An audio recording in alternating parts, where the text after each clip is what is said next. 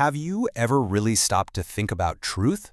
It's this weird thing, right? We all feel like we have this duty to tell the truth. But why? Who or what are we actually being loyal to when we insist that a fact is a fact? That's the rabbit hole we're diving into today. Where does that powerful sense of obligation really come from? Okay, so let's just start with a super simple question. Why is it wrong to say that 2 plus 2 equals 5? And look, I know the answer is 4. That's not the point. What I really want you to tune into is that feeling you get, that gut reaction when someone just insists, nope, it's 5. It's more than just a simple math error, isn't it?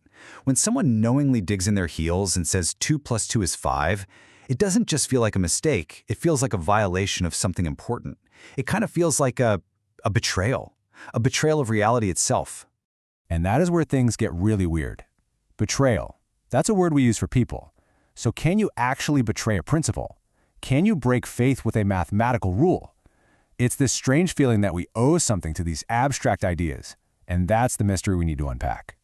All right, so to try and figure this out, let's look at some of the usual suspects, a few classic philosophical theories. And what's interesting is that they all try to solve this puzzle in basically the same way, by grounding our sense of truth in something totally impersonal, some kind of structure that exists completely outside of us. So, you've got 3 main contenders here. First up, Platonism, which says there are these perfect eternal forms for everything, including truth. Then you have structural realism. That's the idea that the universe is really just pure math at its core. And finally, process philosophy, which sees everything as a constant flow of relationships. You see the common thread, right? They're all looking for the answer in some kind of abstract external system. But here's the catch, and it is a big one. All 3 of these theories crash and burn for the exact same reason. They're pretty good at describing what truth is, but they have absolutely nothing to say about why we should care. Think about it. A perfect Platonic form can define truth, but it can't tell you why you owe it anything. A mathematical structure can show that 2 plus 2 is 4, but it can't explain why it would be wrong to say it's 5. These structures, they're just silent. They can describe how things are, but they can't command you. They don't judge you. They don't demand loyalty. They just are. So, this leads us to a really key distinction, something that might just crack this whole case wide open. We need to understand the fundamental difference between violating a structure and breaking a relationship. Saying 2 plus 2 equals 5, that's an error. That's a deviation from a pattern.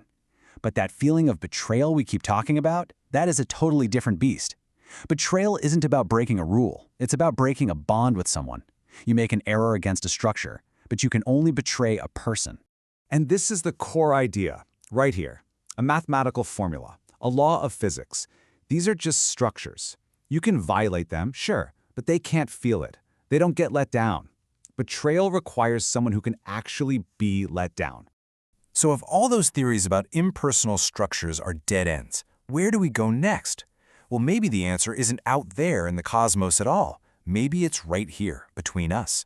A new lead in our investigation emerges, and it shifts the focus away from abstract structures and squarely onto people.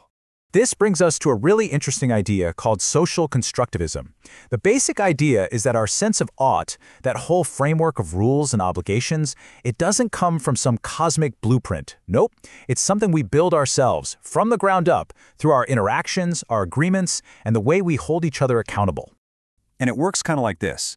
Step 1, we look at each other and we recognize, hey, you're a person, I'm a person, we can reason together. Step 2, we start making agreements. Some are explicit, like a contract, but most are implicit, just baked into how we behave. And step 3, this is the engine of the whole thing. We hold each other accountable to those agreements. And boom, out of that simple social loop, our entire world of norms and obligations is born. Okay, so this sounds pretty good, right? It feels like we finally got an answer. But you knew there was a but coming.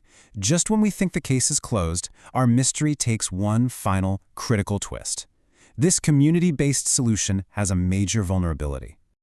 See, social constructivism is fantastic at explaining how rules work inside a community. It makes perfect sense. But what happens when 2 different communities have completely different agreements about what's true? The theory offers no referee. There is no higher court of appeal. All of a sudden, truth becomes entirely relative to your group.